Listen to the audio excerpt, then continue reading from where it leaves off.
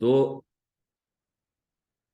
तो मेरा ये मानना है कि आप जब भी बोलें, लगना चाहिए कि भाई आपको पता है, और उसके लिए बेसिक्स का जानना जरूरी है, बहुत डिटेल में जाना जरूरी नहीं है।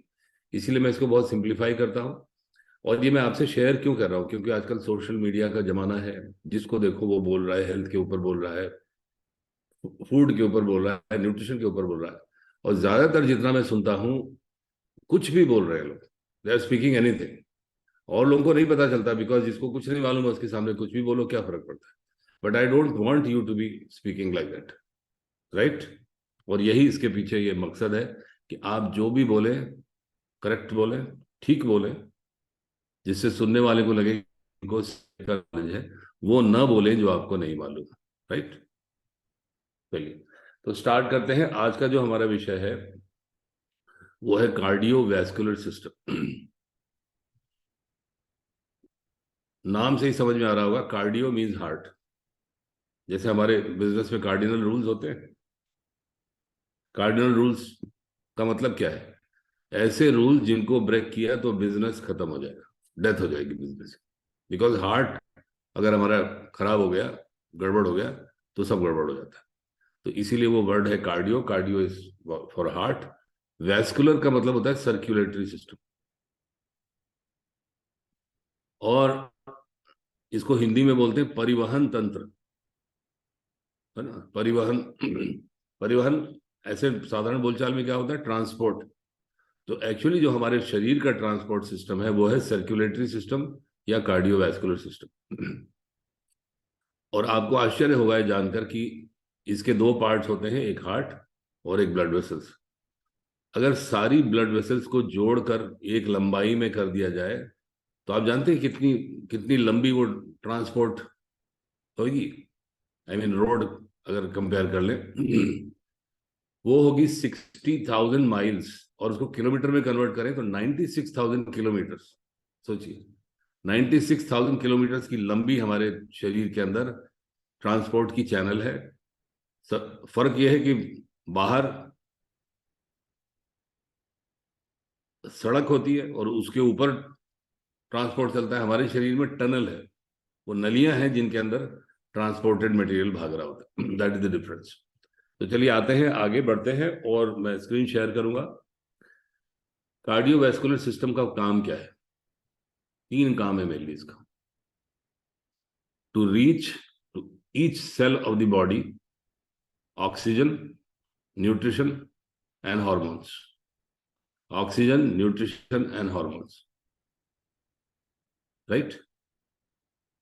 एंड उसके अलावा क्या काम है? सारे शरीर से वेस्ट मटेरियल को बाहर निकालना, कार्बन डाइऑक्साइड और वेस्ट मटेरियल को बाहर निकालना।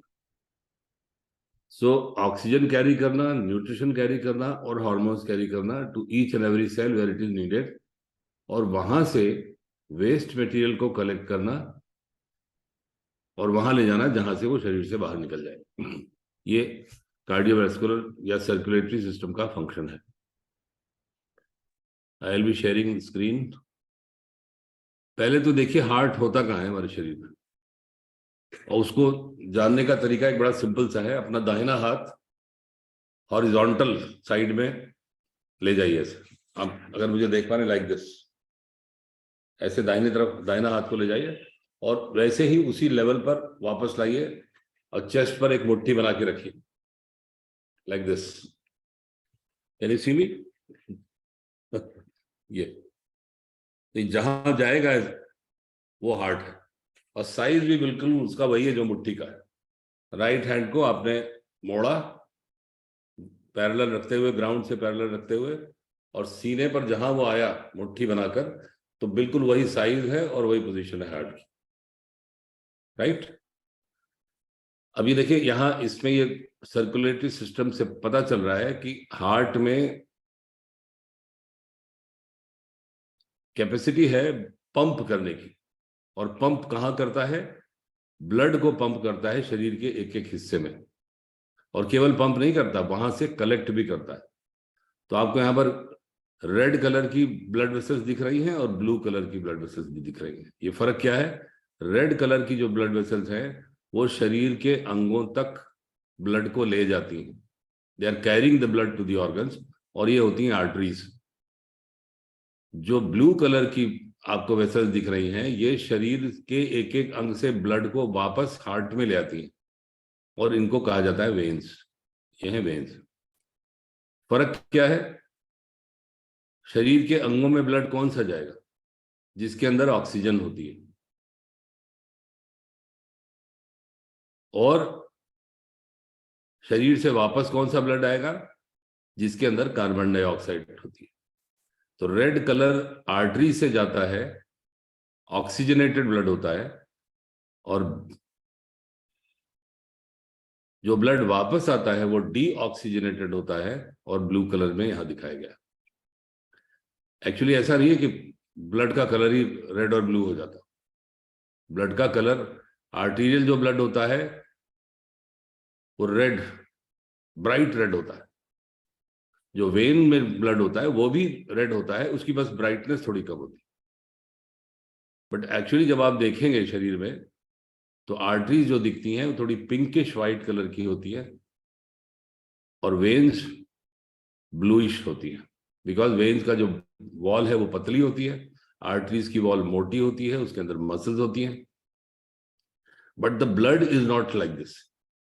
ये कंफ्यूजन नहीं होता कि जो ब्लड आता है वो ब्लू कलर का होता है। ब्लड ब्लूइश होने की वजह से थोड़ा उसकी ब्राइटनेस कम होती है, राइट। और ऑक्सीजन की कमी से ब्लू कलर होता है। आपने देखा होगा लोगों का शरीर नीला पड़ जाता है, तो नीला शरीर तभी पड़ता है जब वहां पर ऑक्सीजन नहीं होती है। ऑलराइट, ये थोड़ा आउट ऑफ द वे था।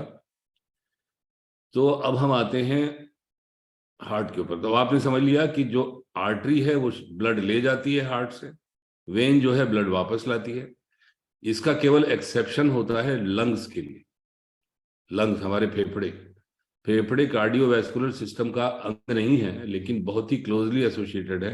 बिकॉज जो मुख्य काम है ब्लड का, ऑक्सीजन पहुंचाना, वो फेफड़ों से ही होता है। तो फेफड़े में जो ब्लड जाता है, मतलब आर्टरी जो होती है, वो वहां थोड़ा उल्टा है। लंग्स में आर्टरी डीऑक्सीजनेटेड ब्लड ले जाती है, और लंग से जो ब्लड हार्ट में आता है वो वेन्स के थ्रू आता है। So this is reverse in case of lungs. Blood being carried to the organs by arteries, blood being brought back to the heart from the organs is vein. But in case of lungs, the blood being carried to the lungs and blood being brought from the veins. Blood जो artery है lungs की, वो deoxygenated blood ले जाती है, और जो when है वो ऑक्सीजनेटेड ब्लड लाती है, क्योंकि लंग्स से ब्लड हार्ट में आता है। I hope it is not confusing. चलो, किसी को कंफ्यूजन होगा तो बाद में आप पूछ लेना, मैं I will explain once again. Simple है, सब जगह ब्लड जाता है ऑक्सीजन से भरा हुआ, ऑक्सीजन युक्त ब्लड जाता है आर्टरीज के माध्यम से, और डीऑक्सीजनेटेड ब्लड, या जिसमें कार्बन डाइऑक्साइड होती है, वो वापस आता है हार्ट में वेन्स के थ्रू, सिवाय फेफड़ों के। फेफड़ों में जो ब्लड जाता है आर्टरीज के थ्रू, वो डीऑक्सीजनेटेड होता है, क्योंकि वहां ऑक्सीजनेशन के लिए जा ही रहा है। और फिर जब ऑक्सीजनेटेड ब्लड होता है तो वो लंग से जो वेन्स आती हैं उसके अंदर आर्टीरियल, उसके अंदर ऑक्सीजनेटेड ब्लड होता है। ओके, तो अब आगे बढ़ते हैं, और नेक्स्ट, नो इसके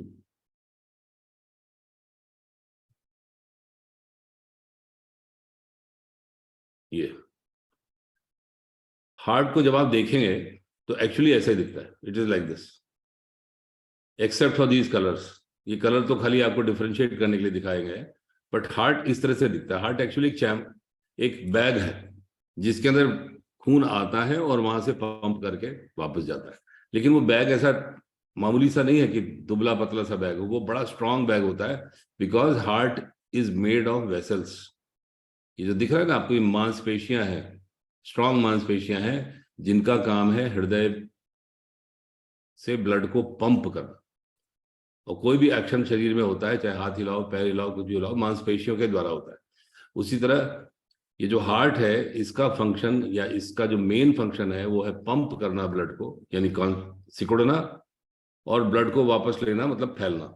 तो हार्ट ये जो सिकुड़ता और फैलता है ये इन मसल्स के द्वारा होता है। और इस मसल में आप देखेंगे ये ब्लड वेसल्स दिखाई पड़ रही है, ये इन मसल्स को सप्लाई करने वाली ब्लड वेसल्स हैं जिनको कहा जाता है कोरोनरी आर्टरीज। ये आर्टीरियल ब्लड हार्ट की मसल्स को सप्लाई होता है और उसी तरह यहाँ से वेन्स के द्वारा वापस जाता है। तो रेड और ब्लू कलर यहाँ भी देख रहे हैं। तो जैसे किसी और अंग को ब्लड आता और जाता है उसी तरह हमारी हार्ट की मसल्स को भी ऑक्सीजनेटेड ब्लड दिया जाता है और वहां से डीऑक्सीजनेटेड ब्लड वापस जाता है। हार्ट अटैक क्या होता है? जब इन ब्लड वेसल्स में सिकुड़न आ जाती है, नैरोइंग आ जाती है और इस मसल के किसी हिस्से को ब्लड सप्लाई बंद हो जाती है। देखिए कहीं की भी ब्लड सप्लाई बंद होगी तो वो अंग जो है मरने लगता है, जिसको मेडिकल भाषा में नेक्रोसिस कहा जाता है। तो जितनी बड़ी ब्लड वेसल ब्लॉक होती है उतना बड़ा एरिया नेक्रोज होता है। और ये नेक्रोज होने से क्या होता है? सबसे पहले तो बहुत तेज दर्द होता है। कहीं पर भी अगर ब्लड सप्लाई कम होगी तो वहां पर पहला जो सिम्टम होता है वो दर्द, पेन होता है। और स्पेशली हार्ट के केस में बहुत तेज दर्द होता है। उसके बाद आप ये देखेंगे कि ये जो हार्ट की ब्लड वेसल्स हैं इनमें आपस में कनेक्शंस हैं। देखिए एक इधर से जा रहा है और एक इधर से आ रहा है, ये मिलते हैं बीच में। इनको हम कहते हैं कोलैटरल्स। तो जैसे ही कहीं ब्लॉकेड होता है ये कोलैटरल्स खुलने शुरू हो जाते हैं। ऐसे कोलैप्स रहते हैं बिकॉज मेन रास्ते से ब्लड जा रहा है, तो जो बाकी साइड वाला रास्ता है वहां बंद है। लेकिन जैसे ही यहां पर ब्लॉक हुआ ये खुलना शुरू हो जाता है। और अक्सर आप देखेंगे कि एक बार हार्ट अटैक हुआ, बाद में वो व्यक्ति जो है नॉर्मल परफॉर्म करने लगता है, सब कुछ ठीक हो जाता है बिकॉज ये कोलैटरल्स डेवलप हो जाते हैं। आप शरीर की फिजियोलॉजी को जितना पढ़ेंगे उतना आश्चर्य होगा कि किसने ये सब बनाया, इतना जबरदस्त अरेंजमेंट किसने किया है कि इधर से ब्लॉक हुआ तो इधर खुल गया। और कुछ स्टडीज ऐसी भी हैं कि इन ऑलमोस्ट एवरी केस ये कोलेटरल्स खुल जाते हैं अगर हम उसको थोड़ा सा समय दें तो। लेकिन हार्ट का मामला ऐसा होता है कि इतना डर जाते हैं लोग कि तुरंत arterio angiography, bypass and everything starts. लेकिन अगर थोड़ी सी पेशेंस रखी जाए, किसी तरह उस समय मैनेज किया जाए तो ये कोलेटरल्स ओपन हो जाती है और एक बार फिर से वो मसल की ब्लड सप्लाई ठीक हो जाती है। जो एरिया डेड हो गया है वो तो वापस नहीं होता, लेकिन बाकी मसल्स नॉर्मल होकर उस फंक्शन को दोबारा करने शुरू कर देती है। So this was a little of the track because ये सामने दिख गया तो मैंने कहा आपको इसके बारे में बता दूं। एक चीज और यहां पर बता देते हैं, हार्ट का अपना नर्वस सिस्टम होता है अलग, इसकी अपनी नर्व्स होती है। वो क्या होती है? कुछ ऐसी छोटे फाइबर्स होते हैं जहां से इलेक्ट्रिकल करंट पूरे मसल्स में, जो हार्ट की मसल्स होती है उनमें दौड़ता है। उसका काम क्या है? ये जो रेगुलेटेड हार्ट मसल का फंक्शन है, कभी सिकुड़ना कभी फैलना। और अभी आप आगे देखेंगे कि एक हिस्सा सिकुड़ेगा तो उसके आगे वाला फैल जाएगा, फिर वो दूसरा सिकुड़ेगा फिर उसके आगे फैल। ये ब्लड वेसल्स में भी यहाँ पर जो हार्ट के साथ है उनमें भी यही होता है, एक हिस्सा सिकुड़ता है आगे फैल जाता है। तो इस पूरे मूवमेंट को रेगुलेट कौन करता है? ये जो इलेक्ट्रिकल इम्पल्सेस का सिस्टम है। और आप देखेंगे जब ये गड़बड़ होता है तो हार्ट की जो रिदम है, जो हार्ट की जो बीट है 72 पर मिनट, उसके अंदर गड़बड़ हो जाती है। और कभी कभी वो इतनी हो जाती है कि यहाँ ये जो इलेक्ट्रिकल इम्पल्सेस जनरेट करने के लिए आप देखेंगे पेस मेकर लगाया जाता है। आपने सुना होगा कि लोगों को पेस मेकर लगा हुआ है। पेस मेकर क्यों लगा है?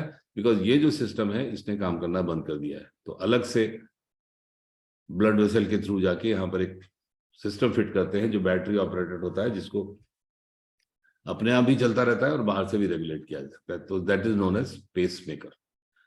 चलिए, तो ये तो हुआ इतना। अब आगे बढ़ते हैं, थोड़े हार्ट का अंदर से देखते हैं क्या स्ट्रक्चर है। थोड़ी सी इसकी पोजीशन के बारे में और बात कर लें। आपने आपने बाहर से देखा कि हार्ट कहाँ होता है, अंदर से जब आप देखेंगे तो ये जो दोनों लंग्स हैं, फेफड़े, इन दोनों के बीच में हार्ट यहाँ पर पोजिशन होता है। लेफ्ट साइड में ज्यादा होता है। तो बाएं फेफड़े में आप देखेंगे यहाँ पर एक कर्वेचर है, कॉन्केविटी है। तो लेफ्ट लंग हार्ट को अकोमोडेट करने के लिए उसके अंदर ये एक गड्ढा सा होता है और ये बीच में हार्ट स्थित है। ये डायफ्राम है जो लंग्स और एब्डोमिनल कैविटी को सेपरेट करता है। और ये नीचे आप देख रहे हैं लिवर दिखाई पड़ रहा है, राइट। ऊपर ये सांस की नली दिख रही है, ट्रेकिया, और ट्रेकिया लंग्स में जा रही है, और ये सब आप ब्लड वेसल्स देख रहे हैं जो हार्ट के अंदर आ रही हैं या हार्ट से जा रही हैं। नेक्स्ट, इसको थोड़ा और अंदर से देखें तो आप पाएंगे कि हार्ट के अंदर 4 चैम्बर्स होते हैं। ये जो मसल है, मसल का जो बैग है, जो मस्कुलर बैग है, इसके अंदर 4 चैम्बर्स होते हैं, 4 कमरे होते हैं, एक तरह से आप समझ लीजिए, 2 ऊपर के, 2 नीचे के। और एक चीज और यहीं पर आपको बता दूं, ये जो हार्ट है इसकी मसल की लेयर ऊपर से कवर्ड होती है एक झिल्ली से, जिसको कहा जाता है पेरिकार्डियम, और इसके अंदर जो चैम्बर है वो कवर्ड होता है एक झिल्ली से, जिसको कहा जाता है एंडोकार्डियम। पेरिकार्डियम और एंडोकार्डियम। कई बार क्या होता है, ये जो इसके बाहर की झिल्ली है, इसके अंदर फ्लूइड इकट्ठा हो जाता है, अलग अलग बीमारियां होती हैं जिनके कारण, तो फ्लूइड इकट्ठा होने से हृदय के ऊपर दबाव पड़ता है और इसका जो पंपिंग एक्शन है वो प्रभावित होता है, उसको पेरिकार्डाइटिस कहा जाता है। ये अगर आप याद रख सको तो ठीक है, नहीं तो कोई बात नहीं, इतना याद रखना है कि इसके ऊपर झिल्ली होती है जिसके अंदर कभी कभी फ्लूइड भर जाता है, इसको पेरिकार्डियम कहते हैं। और एंडोकार्डियम, हार्ट के चैम्बर्स के अंदर की जो लाइनिंग होती है उन्हें कहा जाता है एंडोकार्डियम। ओके, अब आप देखिए हार्ट में सर्कुलेशन का एक पैटर्न है। जैसे मैंने कहा बॉडी से जो ब्लड आएगा, एक सेकंड इसके आगे का और आपको बता दें। हाँ ये देखिए, ये भी जानना बड़ा जरूरी है, उसके बाद वापस हम लोग वहां जाएंगे। ये जो आर्टरीज होती हैं जो शरीर के अंगों को ब्लड पहुंचा रही हैं, ये जो मोटी आर्टरी है, सबसे मोटी जो होती है उसको एओर्टा कहा जाता है। उससे फिर जब पतली होती है तो आर्टरीज होती है, फिर आर्टरीज में एकदम पतली होते होते जाकर बाद में ये बन जाती हैं कैपिलरीज।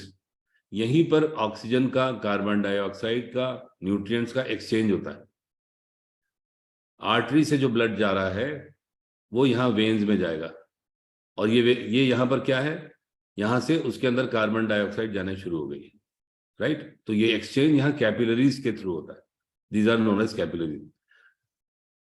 पूरा जो सिस्टम काम करता है इन्हीं कैपिलरीज के माध्यम से करता है। हमारे शरीर का कोई कोना ऐसा नहीं है जहां पर इस तरह की कैपिलरीज ना हो, क्योंकि ये नहीं होंगी तो वहां पर वाइटलिटी नहीं होगी, वो डेड हो जाएगा, that area will become dead. तो ये समझना बहुत जरूरी है। इसके बाद will go back to that diagram, right. तो सब जगह से ब्लड जब इकट्ठा हुआ और मोटी वेन में आया, मोटी वेन का मतलब क्या हुआ, उसका नाम है वेना केवा। आप याद रख सको तो रखो, नहीं तो कोई बात नहीं। शरीर के निचले अंग से जो ब्लड लाती है वो होती है इंफीरियर वेना केवा, ऊपर वाले अंग से जो ब्लड लाती है उसको कहते हैं सुपीरियर वेना केवा। वो दोनों मिलती हैं और वहां से ब्लड हार्ट के जो राइट साइड का पहला ऊपर वाला चैम्बर होता है, जिसको हम राइट एट्रियम कहते हैं, वहां पर आता है। दूसरा जो लेफ्ट साइड में ऊपर का चैम्बर है उसको लेफ्ट एट्रियम। चलो इसको फिर से बात कर लेते हैं। हार्ट में 4 चैम्बर्स होते हैं, ऊपर एट्रियम, राइट साइड का राइट एट्रियम, लेफ्ट साइड का लेफ्ट एट्रियम। नीचे का जो पोर्शन है थोड़ा सा बड़ा होता है एज कंपेयर टू एट्रियम, इसको कहते हैं वेंट्रिकल। राइट साइड में राइट वेंट्रिकल, लेफ्ट साइड में लेफ्ट वेंट्रिकल। और ये इनके बीच में वाल्व होते हैं। वाल्व का काम क्या है कि एक बार जो ब्लड गया वो वापस नहीं आया।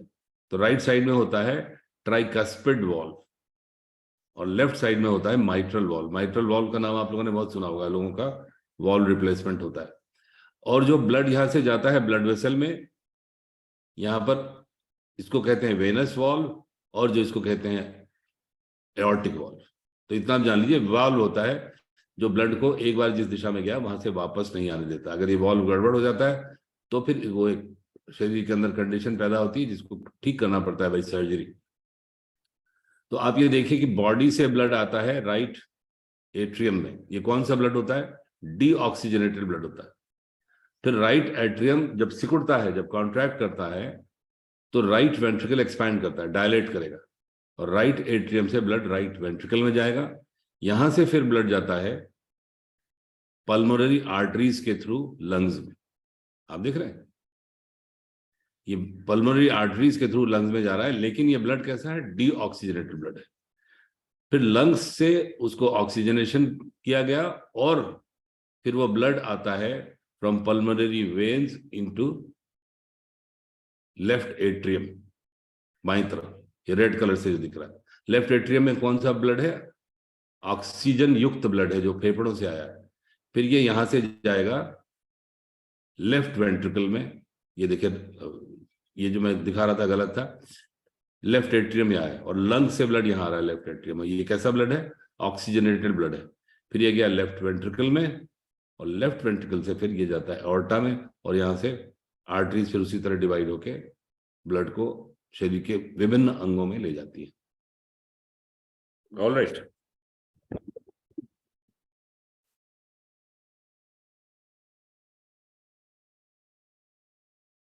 तो हमने ये देखा कि ये सर्कुलेशन बॉडी में होता कैसे है। इसको एक थोड़ा सा डायग्रामेटिक रिप्रेजेंटेशन से समझा दें आपको। वो तो एक्चुअल था कैसे होता है, पर थोड़ा इसको समझने की जरूरत है। ये देखिए, शरीर से ब्लड इकट्ठा हुआ और पहुंचा राइट एट्रियम में वेना केवा से, फिर राइट एट्रियम से राइट वेंट्रिकल में गया, राइट वेंट्रिकल से दिख जाता है फेफड़ों में। फेफड़ों में कार्बन डाइऑक्साइड उससे ले ली जाती है, ऑक्सीजन उसमें डाल दी जाती है और फिर ये ऑक्सीजनेटेड ब्लड आता है लेफ्ट एट्रियम में, लेफ्ट एट्रियम से लेफ्ट वेंट्रिकल में और फिर इस तरह से शरीर में पूरा डिस्ट्रीब्यूट होता है। ये तो हमने देख ही लिया है। चलिए थोड़ा सा ये भी देख लें। आर्टरीज मोटी होती हैं और मसल उनके अंदर होता है, मस्कुलर होती है।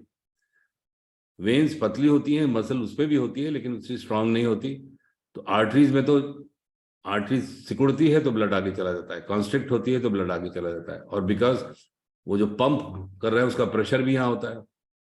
हार्ट एक पंप है, प्रेशर से ब्लड भेजता है तो आर्टरीज में ब्लड अपने आप आगे की ओर फ्लो करता है। लेकिन वेन्स में क्या होता है? वेन्स में ब्लड वापस आ रहा है, वहां उसको कोई पंप नहीं कर रहा है। इसलिए वेन के अंदर आप देखेंगे वाल्व्स होते हैं। ये वाल्व्स ये किस लिए होते हैं? कि एक बार जो वेन में ब्लड आ गया वो वापस ना चला जाए। जब ये वाल्व्स गड़बड़ होते हैं, आपने स्पेशली देखा होगा पैरों की नसों में वेरिकोज वेन्स हो जाती हैं लोगों को, वहां पर यही वाल्व कमजोर हो जाते हैं, इनकॉम्पिटेंट हो जाते हैं। तो जो पैरों से, जो लोअर एक्सट्रीमिटी से ब्लड ऊपर जाना चाहिए वो वहां इकट्ठा होने लगता है और वो ब्लड वेसल्स आप देखेंगे मोटी मोटी दिखने लगती है। तो that is because of incompetent valve. Artery में वॉल्व क्यों नहीं होते? बिकॉज ऑफ द, एक तो प्रेशर ऑफ द हार्ट जिससे वो पंप कर रहा है ब्लड को, और दूसरी आर्टीरियल जो मस्कुलेचर है वो भी कॉन्स्ट्रिक्ट करता है और ब्लड को आगे पुश करता है। अब आप यहीं पर ये भी देख लें हम लोग कि ये जो आर्टरी की वॉल्व आपको स्मूथ दिख रही है, इसके अंदर धीरे धीरे धीरे धीरे कोलेस्ट्रॉल डिपॉजिट होने लगता है। जैसे होता है ना, कोई चीज पुरानी हो गई तो धीरे धीरे उसके अंदर वेयर एंड टियर होता है। ये स्मूथ जो दिख रहा है, कहीं पर भी एक हल्का सा अगर क्रैक हुआ तो ब्लड इसके अंदर फ्लो कर रहा है, बट उस क्रैक में धीरे धीरे रुकने लगती हैं चीजें, और मेनली वो कोलेस्ट्रॉल होता है। जब ये रुक कर इतना ज्यादा हो जाता है कि इसके ल्यूमन को, ये जो अंदर स्पेस है, इसको नैरो कर देता है, तो फिर वहां से ब्लड फ्लो रुकने लगता है। और ब्लड फ्लो रुकने से सबसे पहले तो ब्लड प्रेशर होता है। ब्लड प्रेशर इसीलिए होता है बिकॉज आर्टरीज के अंदर जो स्पेस है वो कम हो गया है और उसके थ्रू ब्लड को पुश करने के लिए हार्ट को ज्यादा जोर लगाना पड़ता है और उसकी वजह से ब्लड प्रेशर होता है। जब ये नैरोइंग होती है, ये नैरोइंग किसी भी लेवल पे हो सकती है।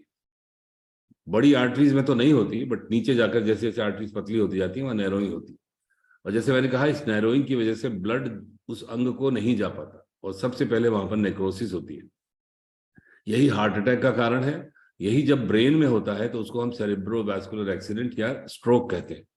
और ये जब छोटी ब्लड वेसल्स में जाकर किसी अंग को, जैसे आपने अक्सर देखा होगा लोगों की उंगलियों में सड़न पैदा होने लगती है, स्पेशली इन ओल्ड एज, और उन लोगों में जो स्मोकिंग बहुत करते हैं, जिसको एक डिजीज है बर्जर्स डिजीज कहते हैं, उस स्मोकिंग की वजह से भी इन आर्टरीज में सिकुड़न आती है। इसीलिए आप देखेंगे स्मोकिंग जो करते हैं उनको हार्ट अटैक की संभावना ज्यादा होती है। जब ये छोटी पतली ब्लड वेसल्स में होता है तो किसी उंगली का, किसी शरीर के एरिया का ब्लड सप्लाई कम हो जाता है और वो सड़ने लगती है। तो ये सब चीजें सिर्फ इसलिए होती है कि वहां पर ब्लड का सर्कुलेशन कम है। सो अब थोड़ी ब्लड प्रेशर की बात कर लेते हैं। Okay, so this was all about how heart functions. अब इससे संबंधित जो बीमारियां हैं उनकी बात कर लेते हैं। ब्लड प्रेशर, जैसे मैंने बताया, हाई ब्लड प्रेशर कब होगा? जब आर्टरीज में नैरोइंग होगी और हार्ट को ज्यादा फंक्शन करना पड़ेगा, ज्यादा जोर लगाना पड़ेगा उस नैरो ल्यूमन के थ्रू हार्ट को पंप करने के लिए। ब्लड प्रेशर तब भी ज्यादा हो जाता है जब बॉडी में फ्लूइड ज्यादा हो जाता है। तो ब्लड में जब ज्यादा हो जाएगा तो उसको पुश करने के लिए भी हार्ट को जोर लगाना पड़ता है। और ऐसा तब होता है, उन कंडीशंस में होता है जहां पर हमारे शरीर में फ्लूइड इकट्ठा होने लगता है, स्पेशली रीनल कंडीशंस। उसके अंदर फ्लूइड इकट्ठा हो गया, फ्लूइड ज्यादा हो गया, ब्लड को पंप करना पड़ेगा और उससे ब्लड प्रेशर हो जाता है। Low blood pressure, low blood pressure से बहुत लोग अननेसेसरी चिंतित रहते हैं। मेरा ये कहना है कि लो ब्लड प्रेशर में अगर आदमी बात कर रहा है, चल फिर रहा है, घूम रहा है, सब कुछ नॉर्मल है, केवल नापने में उसका ब्लड प्रेशर 120/80 के बजाय 110/70 आ रहा है, 170 आ रहा है, 100/60 आ रहा है, तो वो कोई भी चिंता की बात नहीं है। इतना जो लो ब्लड प्रेशर होता है दैट इज नॉर्मल, और मुझे तो ये लगता है कि वो ब्लेसिंग है। अगर किसी 30-35 वर्ष के व्यक्ति का ब्लड प्रेशर 100/70 है तो यू शुड बी हैप्पी कि जब बढ़ेगा तो कितना बढ़ेगा, 120/80, मतलब जो नॉर्मल लेवल है वहां तक बढ़ेगा।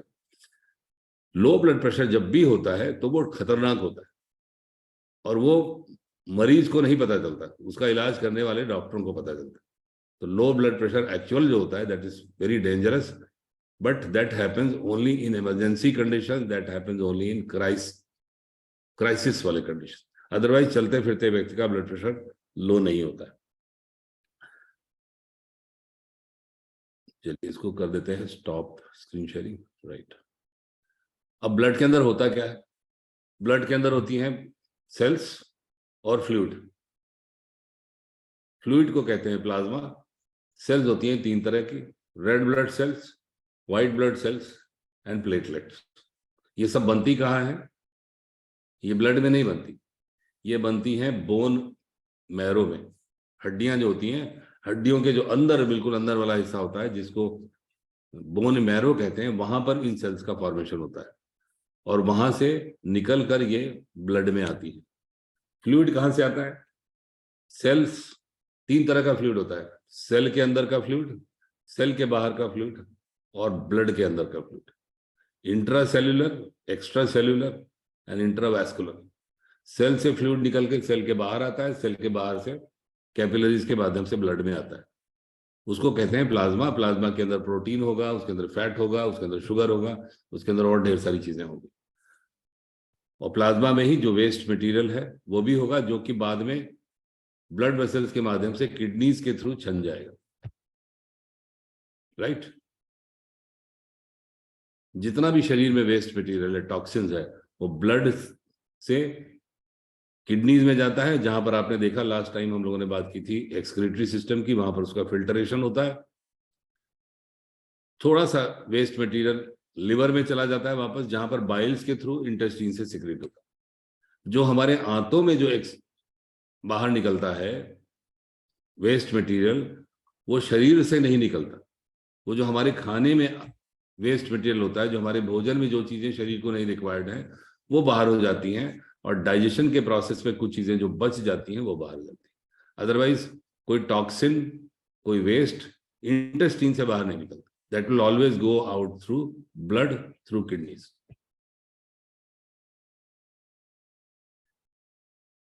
खून की जब कमी हो जाती है, आरबीसीज अगर वो उनका नंबर कम हो गया, उनकी जो शेप है वो कम हो गई, तो आप देखेंगे एनीमिया हो जाता है। और एनीमिया क्यों होता है? भोजन में आयरन जब हम नहीं लेते हैं, विटामिन सी जब कम होगा, विटामिन बी कॉम्प्लेक्स जब कम होगा, प्रोटीन जब कम होगा, तो एनीमिया हो जाएगा। बिकॉज इन सारी चीजों की आवश्यकता पड़ती है रेड ब्लड सेल्स को बनाने में। ओके, प्लेटलेट्स का काम है क्लॉटिंग। प्लेटलेट से ब्लड क्लॉट होता है। कहीं पर भी आपने देखा अगर ब्लड वेसल रप्चर हो गई तो प्लेटलेट्स और कुछ और मटेरियल है वो सब मिलके खट से वहां पर जाकर एक ब्लड का क्लॉट बना देते हैं, जिससे कि वहां पर वो बंद हो जाता है। जो जो टीयर हुआ है, जो टूटा है, जो होल हो गया है, उसको platelets along with other material जाके बंद कर देती है। प्लेटलेट्स का काम है क्लॉटिंग में हेल्प करना। व्हाइट ब्लड सेल्स का काम है, आपने इम्यूनिटी वाला हमारा वो सुना होगा, नहीं तो वो यूट्यूब पर है, आप वापस जाके वहां सुन सकते हो। व्हाइट ब्लड सेल्स का काम है immunity, they are related to our immune system.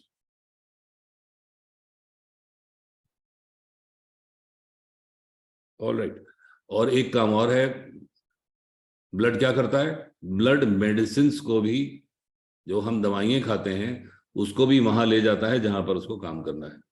तो दो तरह की होती है, ओरल मेडिसिन होती है, हमने खाई, वो मेडिसिन एब्जॉर्ब हुई, फिर ब्लड में गई, फिर ब्लड से जहां उसको काम करना है वहां ब्लड के थ्रू ही जाती है, बिकॉज ये हमारा ट्रांसपोर्ट का सिस्टम है। हमारे घर में कोई आया, उसको कहीं पहुंचाना है तो ब्लड के थ्रू जाएगा।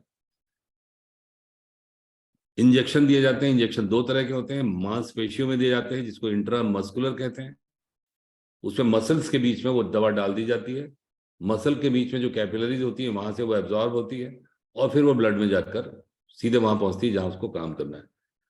तो इंजेक्शन कब दिया जाता है, जब उस दवा का हमको तेजी से एक्शन चाहिए। जब हम मुंह से लेते हैं, ओरल मेडिसिन लेते हैं, तो उसको एब्जॉर्प्शन में टाइम लगता है। तो अगर हमको ऐसी कोई दवा देनी है जिसमें बहुत अर्जेंसी नहीं है, वो अपने आराम से 3-4 घंटे में एब्जॉर्ब होकर काम करेगी, तो उसको मुंह से दिया जाता है। जब हमको वो बहुत तेज काम करना चाहिए तो हम उसे इंजेक्शन के थ्रू देते हैं। इंजेक्शन मसल में लगाते हैं, उसको इंट्रामस्कुलर कहते हैं। और जब हमारे पास बिल्कुल भी समय नहीं होता, तुरंत हमें उसका एक्शन चाहिए, तो हम सीधे ब्लड में वो इंजेक्ट करते हैं, जिसको हम इंट्रावीनस इंजेक्शन कहते हैं, intravenous, because there is no time, और तुरंत उसको काम करना है, so that is known as intravenous. एक चीज और बता दें, अब जब बता ही रहे हैं तो फिर संकोच क्या, एक आप कभी सुनोगे लिम्फ, लिम्फ सुना है आपने? Lymph and lymph vessels, they are not exactly the part of circulatory system, but हमारे जो टिश्यूज हैं वहां एक्स्ट्रा फ्लूइड जो होता है वो एक एक सेट ऑफ वेसल्स कहने, वेसल्स भी ऐसी है कि उनमें कहीं पर वॉल होती है, कहीं वॉल नहीं होती है, मतलब वो थोड़ा पिक्यूलर है, वहां से निकलकर वो वेन में चली जाती है, इनको कहते हैं लिम्फ, लिम्फेटिक वेसल्स। और उनके बीच बीच में गांठें होती हैं जिनको लिम्फ नोड्स कहते हैं। आपने कभी अपने यहाँ देखा होगा तो कुछ आपको गांठें महसूस होती हैं, यहाँ पर देखेंगे, बगल में देखेंगे, अपने इंग्वाइनल रीजन में देखेंगे तो छोटी छोटी गांठें, कभी कभी ये बड़ी हो जाती है। तो ये गांठें नॉर्मली होती हैं, नॉर्मल साइज की होती है, जिनको लिम्फ नोड्स कहते हैं। यहाँ से वेसल्स के थ्रू लिम्फ जो है, लिम्फ मतलब एक्स्ट्रा फ्लूइड, वो जाके वापस ब्लड में डाल दिया जाता है वेन्स के अंदर। और लिम्फ में मेनली लिम्फोसाइट्स होती हैं, ये इसलिए वहां पर होती हैं कि जैसे ही कोई बैक्टीरियल इन्वेजन हो तो तुरंत अवेलेबल हो जाए, और फिर उसके बाद काम करने के बाद जो डेड मटेरियल होता है वो सब भी लिम्फेटिक्स के थ्रू ही वेन्स में जाता है। तो you can just passing reference है कि एक एक सेट ऑफ वेसल्स होती हैं जिनको लिम्फ कहते हैं। लिम्फ में इस तरह की वॉल्स होना जरूरी नहीं है, सब जगह वॉल हो जाती हुई ऐसी नहीं है, लेकिन वो एक चैनल है। जैसे मान लीजिए आपने, एक तो होती भाई आपने पूरा ट्यूब डाल दिया, एक छोटा सा गड्ढा खोद दिया, उस गड्ढे से भी पानी एक डायरेक्शन में जा रहा है। तो लिम्फ वेसल्स उस तरह की होती है जिनमें कोई बहुत, I hope you are understanding, इसकी वॉल्स और उसकी ट्यूब बड़ी वेल फॉर्म नहीं होती, बट स्पेस के थ्रू वो कैरी हो रहा होता है। और बीच बीच में ये नोड्स होते हैं, लिम्फ नोड, जिनका मेनली काम क्या है, immunity.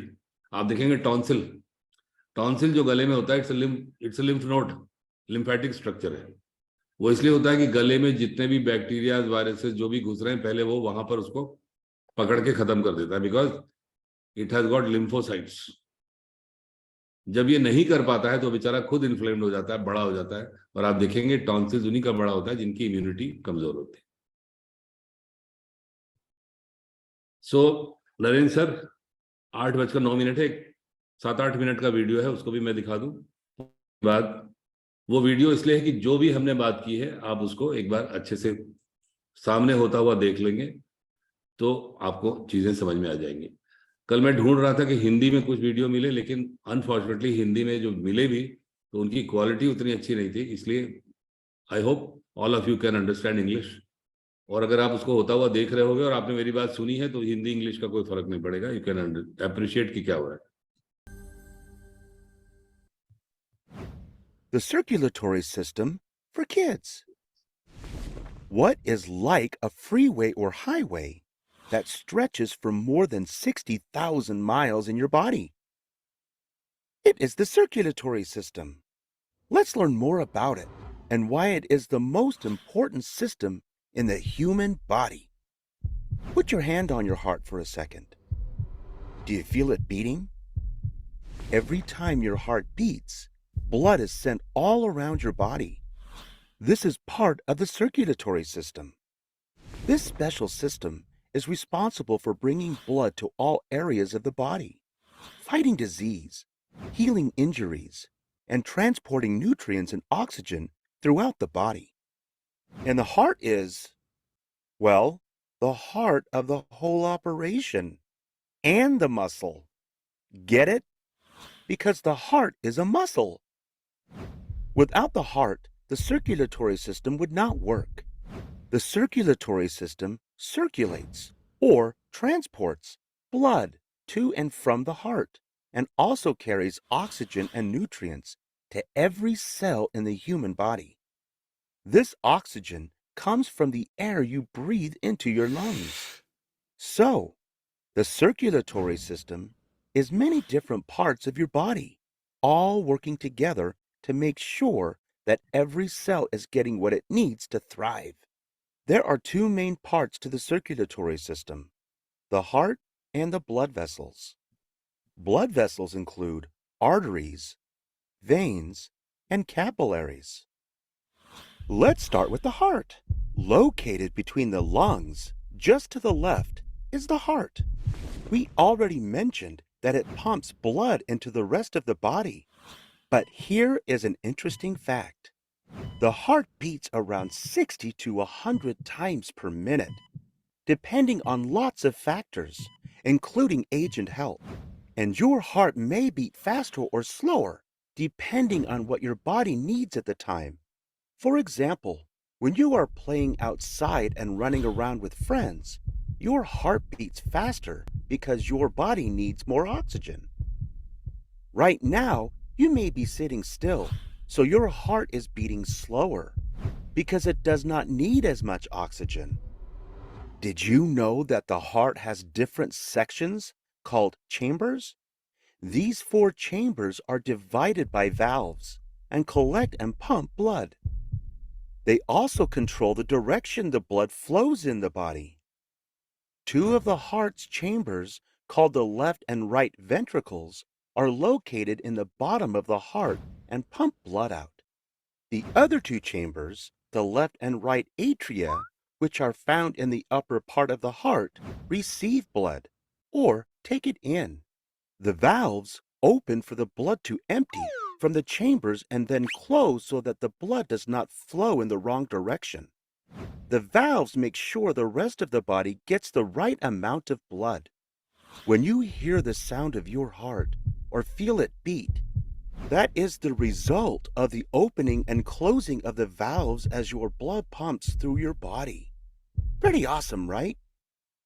The other main part of the circulatory system is the blood vessels, which include the arteries, veins, and capillaries.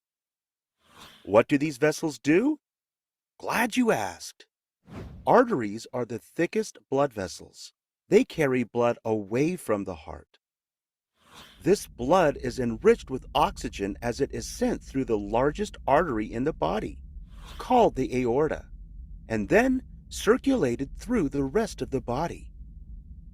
Then, veins carry blood back to the heart. Veins are thin and not as flexible as arteries, but they are larger in diameter. Capillaries are tiny blood vessels that carry blood between the arteries and veins, connecting them together. Here is an interesting fact. Capillaries are so small, they are only about 1 cell thick. They also deliver nutrients and oxygen to all of the body cells. Capillaries also remove carbon dioxide and other waste products from the body. Now that we know how the circulatory system works, let's talk about what's inside your blood. Have you ever heard of bone marrow before? Bone marrow produces red blood cells, white blood cells, and platelets. These ingredients, plus plasma, are what make up your blood. Red blood cells carry oxygen throughout the body by carrying a chemical called hemoglobin, which gets oxygen from the air you breathe. Here is another interesting fact. Hemoglobin is what makes your blood red in color. White blood cells protect your body when it gets sick. There are not as many white blood cells as there are red, but there are different kinds of white blood cells. Granulocytes help wounds heal and prevent infections by killing germs. T cells and B cells are lymphocytes that produce antibodies to attack bacteria or viruses. B cells also prevent germs from causing problems in the future. Last, monocytes fight and destroy bacteria by surrounding and attacking it. Platelets are cells that help clot or stop bleeding when you have a cut or other injury. Plasma is a yellowish liquid that carries proteins, nutrients, and hormones to the rest of the body. It is mostly made up of water that comes from what you eat and drink. Plasma also carries waste away from your cells, directing it to the kidneys, which are the organs that remove this waste from the blood. All of these things work together to form the circulatory system. Okay, that was a lot of new information. Let's review to see what you remember. True or false? The heart has 4 chambers. True. They are the left and right ventricles and the left and right atria. Fill in the blank. Blank blood cells protect the body from getting sick. White. Which organ is at the heart of the circulatory system? The heart. Nicely done, friend. The circulatory system is a vital part of keeping your body alive and healthy. The next time you are taking a swim or running around, remember how your heart and blood vessels are working together to make sure you get the oxygen and nutrients it needs to be strong. Hope you Thank you, Naren sir. That was all about cardiovascular system. Now it's back to you. Thank you sir. Sir एक क्या questions भी हो सकते हैं? 2-4 minute हैं हम लोगों के पास. 6 मिनट हो सकते हैं, बिल्कुल. मेरे पास तो लोग हैंड रेस करेंगे. तब तक मैं एक छोटा सा सवाल पूछ लेता हूं सर. जैसे जैसे हम लोगों की उंगली में आलपिन चुभा के और वो खून निकालता है पैथोलॉजिस्ट, और उसके बाद उसमें वो जहां भी चुभा देता है तो खून निकल आता है. तो क्या मैं सही सोच रहा हूं कि ये जो कैपिलरीज हैं ये रप्चर हो जाती होंगी और फिर प्लाज्मा से वो हील भी हो जाती है, उसमें क्लॉटिंग हो जाती है, वो सूख भी जाता है और ठीक हो जाता है? एग्जैक्टली, बिल्कुल सही आप सोच रहे हो, यही होता है. दूसरा सर एक सवाल और है. जो ब्लड आया वेन्स से वापस हार्ट में, तो वो जो ब्लड है जो डीऑक्सीजनेटेड है और अब उसको जाना है उसमें फेफड़े में, लंग्स में, तो अब यहाँ से उसको वेन्स से आए हुए उस ब्लड को हार्ट से आर्टरी का मतलब किस तरह एक्सचेंज करके और वो ले जाती है लंग्स में, और फिर वहां से वेन्स वापस में वो उसको फिर से हार्ट में वेन्स वापस लाती है. ये थोड़ा सा इसको और प्रकाश डाल दें. नहीं, फिर से आप क्वेश्चन अपना फिर से कहो. जैसे आपने ये बताया था कि जो लंग्स का मसला है वहां पर लंग्स में आर्टरी डीऑक्सीजनेटेड ब्लड को ले जाती है और ऑक्सीजनेटेड ब्लड वेन्स को हार्ट में वापस लाती है, क्योंकि हार्ट में वापस आना है. हाँ, तो ये मतलब लंग्स में उल्टा कैसे है, ये आप जानना चाह रहे हो ना, यही बात है. हाँ सर, आर्टरी उसको उस वाले डीऑक्सीजनेटेड ब्लड को वो कैसे एक्सचेंज करती है और वहां लेके जाती है, और फिर ऐसे कैसे होता है कि वहां से वेन्स वापस उसको हार्ट में लाती है? ओके, इसको हम लोग जब रेस्पिरेटरी सिस्टम करेंगे तो उसके अंदर और अच्छे से समझेंगे. अभी मैं आपको बता दूं कि देखिए, आर्टरी का मतलब क्या है? Which takes blood away from the heart. जो हार्ट से दूर ब्लड ले जाती है वो आर्टरी. और हार्ट से दूर कौन सा ब्लड जाता है? जिसके अंदर ऑक्सीजन होता है। तो सभी अंगों को ऑक्सीजनेटेड ब्लड आर्टरी के थ्रू मिलता है। लेकिन ऐसी ब्लड वेसल जो फेफड़े में ब्लड ले जा रही है, यानी जो वो भी आर्टरी है, because it is taking blood away from the heart, पर वो लंग्स में जो जा रही है वो आर्टरी से जा तो रहा है लेकिन वो ऑक्सीजनेटेड नहीं है, क्योंकि वो शरीर भर से इकट्ठा किया हुआ ऐसा ब्लड है जिसके अंदर ऑक्सीजन नहीं है। वो अब लंग्स में जाएगा, ऑक्सीजनेशन उसका होगा, तो लंग से जो वापस ब्लड आएगा वो पल्मोनरी वेन के थ्रू आएगा, क्योंकि वेन जो होती है हार्ट की ओर ब्लड ले जाती है। आर्टरी हार्ट से दूर ब्लड ले जाती है, वेन हार्ट की तरफ ब्लड ले जाती है।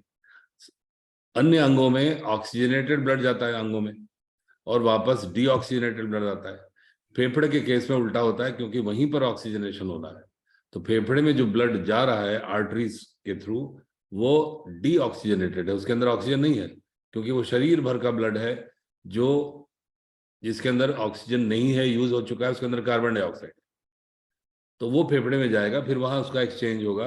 वो जो एल्वियोलाई होते हैं, हम सांस लेते हैं तो उसमें ऑक्सीजन ले ली जाती है, फिर सांस में कार्बन डाइऑक्साइड छोड़ दी जाती है, फिर वो वहां से हार्ट में आ रहा है ब्लड, हार्ट की तरफ।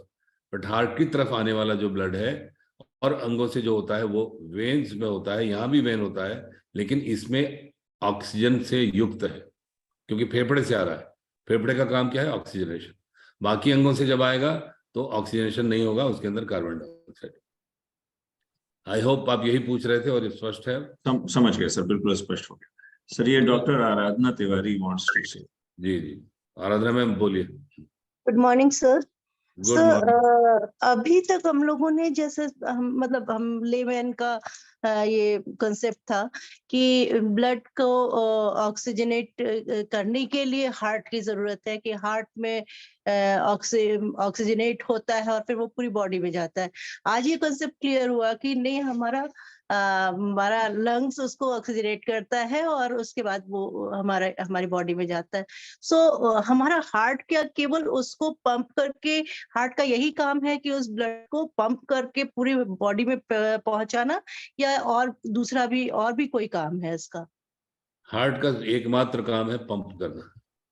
ओके, सो ऑक्सीजनेटेड ब्लड हमारे हार्ट में आता है और हार्ट उसको पंप करके पूरी बॉडी में पहुंचाता है। बिल्कुल बिल्कुल। और सर इतना जी सर, ऑक्सीजनेशन लंग्स में होता है, हार्ट में नहीं। जी क्योंकि जो सांस हम ले रहे हैं, जी जी ठीक है, अब इसके बाद हम लोग रेस्पिरेटरी सिस्टम करेंगे आराधना मैम, तो उसमें और क्लियर होगा। जी सांस सर। हम लेते हैं जो हमारे ब्रोंकियल ट्री है, हम्म हम्म सांस की नली है, फिर अंदर फाइन होते होते बिल्कुल एल्वियोलाई हो जाती है। वहां पर ओके पतली मेम्ब्रेन होती है जहां से ऑक्सीजन ब्लड में जाती है, कार्बन डाइऑक्साइड ब्लड से वापस आता है। ओके, सो इतनी वास्ट नॉलेज है कि उसमें लगता है सारी चीज नोट कर ले, और नोट करने लगते हैं तो सुनना मिस हो जाता है। तो मैंने आज पेन ड्रॉप कर दिया, केवल सुन रही थी। अच्छा किया आपने, आपने जी अच्छा किया आराधना मैम, ये अच्छा आपने पॉइंट उठाया। ये मैं अपनी टीम को बता दूं कि आप सब लोग टेलीग्राम पर हो। हमारा जी टेलीग्राम जी के ऊपर एक ग्रुप है, ये सारे जी वीडियोस टेलीग्राम पर पड़े हुए हैं, क्योंकि हम तुरंत टेलीग्राम पे डाल सकते हैं इसको। नरेंद्र सर उसको इमीडिएटली डाल सकते हैं। Okay sir. लेकिन हम इसको यूट्यूब पर नहीं डाल पाते, क्योंकि तमाम कॉपीराइट के इश्यूज है। जैसे ये हमने वीडियोस लिए हैं, अब ये जी कॉपीराइट है, इसको कोई क्लेम करेगा भाई आपने अपना मेरा वीडियो लेके अपने चैनल पे क्यों चलाया। तो सारे जी इश्यूज हैं, इसलिए हम उसको, हालांकि आलोक जी हमसे बार बार कह रहे हैं, पर हम डाल नहीं पा रहे हैं उसको यूट्यूब के ऊपर। बट आप जी सब लोग टेलीग्राम पर हो, और उस जी जो सर, हमारा टीम AB इलाहाबाद है उसके अंदर जाके ये सारे वीडियोस आप दोबारा देख सकते हैं, और कितनी श्योर भी सर। बार। जी, तो देखिए बस वही चाहती थी सर। हाँ, अच्छा सर, ये एक सर मिनट एक मिनट आराधना मैम कुछ जरा मैं कंप्लीट बता दूं। आपने बहुत अच्छा किया। देखिए इसी तरह के हमारे दिमाग में बहुत सारे रॉन्ग कंसेप्ट होते हैं, जी फिर जब हम कहीं बात करते हैं तो ऐसे तो आप लोगों से बात कर रहे हैं करीब। अच्छा, स्वीटी शाह मैम कह रही कि हम नहीं है। मैम आप कर सकती हो, मैं आपके पास लिंक भेज दूंगा अगर आपका मेरे पास नंबर हो, या मैं आलोक जी को दे दूंगा, वो सबको बता देंगे, जो भी इंटरेस्टेड हो उस टेलीग्राम के ऊपर आ सकता है। तो आराधना मैम, ये जो ह्यूमन फिजियोलॉजी की सीरीज नरेंद्र सर ने शुरू की है, यही सब सोच के करी है। जी सर। हम कहीं पर बैठकर कुछ बात कर रहे हैं तो ऐसी बात ना करें कि देखे कि यार इतने पढ़े लिखे हैं लेकिन ये क्या बोल रहे हैं, क्योंकि आज के समय में ऐसे भी लोग बहुत हैं जिनको चीजों की नॉलेज है। ऐसे जी लोग तो सर। हैं ही हाँ। ऐसे लोग तो हैं ही जिनको कुछ नहीं पता है, लेकिन ऐसे बहुत हैं जो बहुत जानते हैं। यस। अच्छा सर, लास्ट क्वेश्चन ले लेते हैं सपना गुप्ता जी का, फिर क्योंकि टाइम हम लोगों का हो रहा है। टाइम टाइम आप 8:30 के बाद सब लोग लीव कर सकते हो, पहले भी लीव कर सकते हो जिसको कहीं जाना है। क्वेश्चन? Good morning sir. हाँ बोलिए सपना। सर, जैसा आपने बताया कि जो हमारी नसों में जो है ब्लड जब सर्कुलेट होता है, तो पैरों में जो एक वाल्व होता है वो जब कमजोर हो जाता है तो फिर वो नसों में वो जमने लगता है ब्लड। पर्टिकुलर उसका एक आपने नाम बताया था, वो ऐसा मिस नहीं हो। मैंने कहा सपना, आपको फिर से सुनना पड़ेगा। ब्लड जमने नहीं लगता, वो वाल्व कमजोर हो जाती है, हाँ तो फिर वहीं से थोड़ा सा कंफ्यूजन हुआ था। वो क्या था वो मैं बता मतलब। रहा हूँ। हाँ। देखो आर्टरीज जो होती हैं, आर्टरी ब्लड को विभिन्न अंगों की तरफ ले जाती है, और जो फोर्स होता है वो हार्ट का जो पंपिंग फोर्स है उससे चल जाती है। दूसरी आर्टरीज के अंदर भी मसल होती है, मजबूत मसल होती है, वो भी पुश करती है ब्लड को आगे। लेकिन वेन का काम क्या है? आर्टरीज और वेन दो अलग अलग ब्लड वेसल्स हैं। जो अंगों की तरफ ब्लड ले जाती है उनको आर्टरी कहते हैं, जो वहां से ब्लड वापस लाती है उनको वेन्स कहते हैं। जब वापस ब्लड आ रहा होता है तो वहां पर कोई पंपिंग फोर्स नहीं है, क्योंकि जो अंग है वो टिश्यूज है, वो ब्लड को पंप नहीं कर रहे हैं। वो इसी जो आर्टीरियल फोर्स है उसका जो बचा हुआ है उसी से वो फ्लो कर रहा है। तो वहां पर वेन्स में जगह जगह वाल्व बने होते हैं कि जो एक बार ब्लड आ गया वो वापस ना जाने पाए। ओके। और वापस न आने के लिए उसमें वाल्व होता है। वाल्व देखिए, जो अपने घर में हम प्लम्बिंग करते हैं, कहीं कहीं वो क्या बोलते हैं उसको, चेक वाल्व लगाते हैं कि वहां से पानी निकल गया तो वापस अब उधर नहीं आएगा। उसी तरह की चीज हमारी वेन्स में होती है कि वहां से ब्लड जब चला गया तो वापस नहीं आएगा। जो बीमारी की बात करी थी मैंने, पैरों में अक्सर नसें सूज जाती हैं, लोगों की वेन्स फूल जाती हैं, जिसको वेरिकोज वेन्स कहा जाता है। वो इसलिए होता है कि जो वाल्व्स हैं ये कॉम्पिटेंट नहीं होते और उस तरह से ब्लड फ्लो प्रॉपर नहीं होता, और उन वेन्स में जो लेग्स की वेन्स हैं उनके अंदर ब्लड इकट्ठा होने की वजह से वो फूल जाती हैं, उसके अंदर एंगॉर्जमेंट हो जाता है, जमता नहीं है ब्लड। सपना ऑल राइट? सपना आ गया समझ में आपको? तो ठीक है सर, इसको हम लोग आई थिंक। एक minute Narendra sir. Welcome Rekha Soni ma'am, you like it, I am so happy. Sapna ji आ गया समझ में आपको? चलो म्यूट हो गया नहीं, उन्होंने उसमें चैट में बता दी। हाँ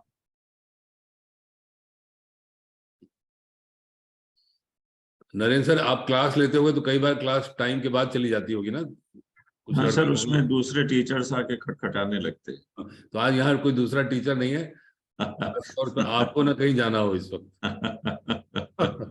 और जिसका भाई कुछ प्रोग्राम है आप जा सकते हो, क्लास खत्म हो चुकी है। इस समय जो थोड़े एक्स्ट्रा क्यूरियस बच्चे हैं उनके साथ बातचीत हो रही है। और अगर अब कोई नहीं है तो हम इस मीटिंग को एंड कर सकते हैं। चैट में आप डाल सकते हो, how did you find the information, आपको कुछ समझ में आया, नहीं समझ में आया, ये सब आप चैट में डाल सकते हैं। And thank you all of you. आप ये जान लो कि आपको चीजें कैसे बताई जाएं उसके लिए मुझे मेहनत करनी पड़ती है। अगर मेडिकल स्टूडेंट्स को ये बताना हो तो शायद मेहनत नहीं करनी पड़ेगी। उसमें तो आप डांट भी देते होंगे सर।